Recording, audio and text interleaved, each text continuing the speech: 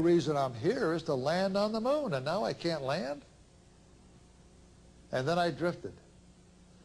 I drifted over to the center of the spacecraft, and I started to look at the instrument panel, and my eyes focused on the instruments that told me the condition of two huge liquid oxygen tanks that were stored in the back end of the spacecraft in an area which we called the service module. When I glanced at the quantity gauge of one of those tanks, the needle read 0.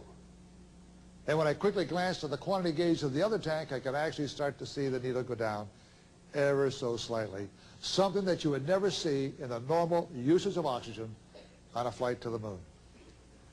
And that's when that lead weight started to go down to the bottom of my stomach. You know that searing sensation you get down there when you're in deep trouble and don't quite know how to get out of it? And then I wandered over, floated over to where Schweikert was, past him, looked out the side window. Can't tell you this morning why I did it. I looked out the side window and I saw escaping at a high rate of speed from the rear end of my spacecraft a gaseous substance, and it did not take much intelligence on my part to realize that the gas escaping and the needle on my second and last oxygen tank were one and the same. And very shortly, we'd be completely out of oxygen. And when that occurred, because we used oxygen to produce electricity, the third fuel cell would die, we lose all of our electrical power. And when that occurred, because we used electricity to control and gimbal our rocket engine, we would lose the entire propulsion system. We were in serious, serious trouble. We had inside the spacecraft a small battery and a small oxygen tank, merely to be used for the final plunge through the Earth's atmosphere after we would normally jettison all those large consumables just before we hit the atmosphere. But at the time this explosion occurred, we were some 200,000 miles from Earth. We were 90 hours from Earth because we had to go around the moon to get back home, and of course, you know, we're going in the wrong direction to begin with. Believe it or not, and you might have experienced the same thing, but believe it or not, Mission Control could not believe what was happening. They saw these strange things on their instruments, and they thought it was due to the telemetry, the communication coming down and getting disrupted by a solar flare or something like that from the sun, giving them all those false indications on their instruments because, you know, we don't train for it. We don't plan for all these multiple failures. We have a thing known as redundancy, just like we had in the telephone industry.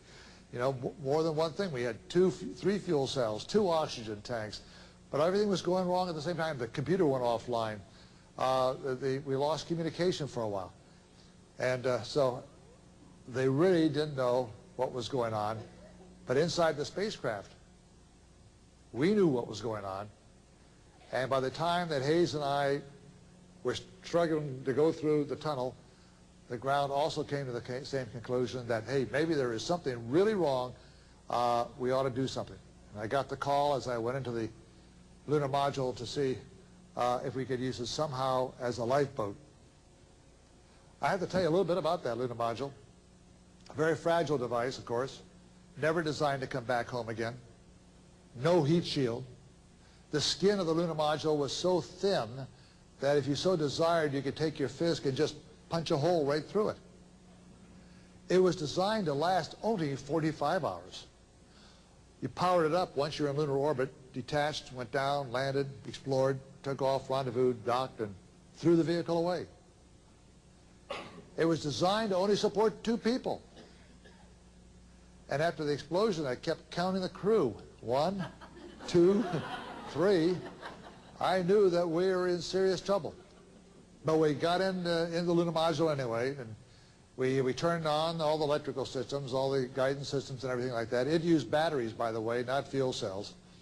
And meanwhile, the ground, trying to figure out what went wrong, finally came up and said, you know, Jim, we better get you back on that free return course again.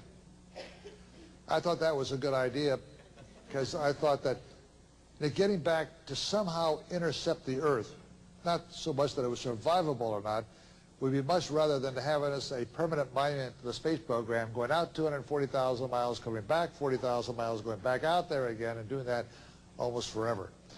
And I said, fine. They said, okay, we're going to have you maneuver to get you back on that course. You'll use the engine on the lunar module, the descent engine, we call it, the one that we normally were going to use with the land on the moon.